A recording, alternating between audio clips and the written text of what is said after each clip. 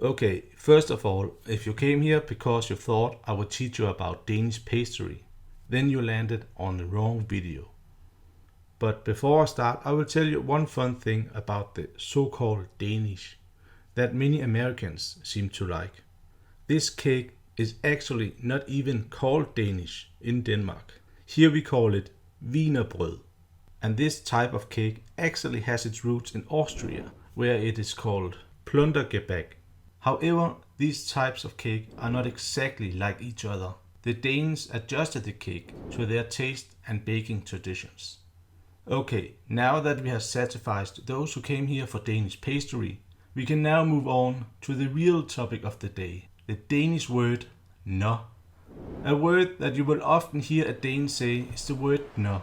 This word can be used in many contexts, and if you master it, you can pretty much keep an entire conversation going by just using this one word. And depending on the tone, this word can be used for everything from an insult to a compliment. If the Vikings had their own kind of the word nå, is only something we can speculate about today. The first way to say the word nå is nå. This kind of tone of voice is meant to keep the conversation going. It is often used to fill in the small gaps in a conversation and to express engagement and interest in what the other person is saying, and this is a great way to say please continue. The second way to say no is nå. This tone of voice is used to express doubt or suspicion in what the other person has just said. The third way to say the word no is nå hvad så?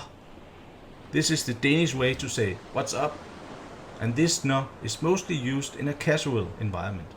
The fourth way to say the word no is nå ja. This tone of voice is used when you suddenly remember something. Nå ja. The fifth way to say the word no is nå nå. This kind of no is used when you are trying to calm a person down. Nå nå, calm down buddy. The sixth way to use the word no is nå da. This tone of voice is used to show a genuine surprise is something that you just heard. The seventh way to use the word no is nå. This tone of voice is used to express that you are impatient. For instance, that you are waiting for your morning coffee at Starbucks. Nå, come on, give me that coffee. The eighth way to say the word no is no.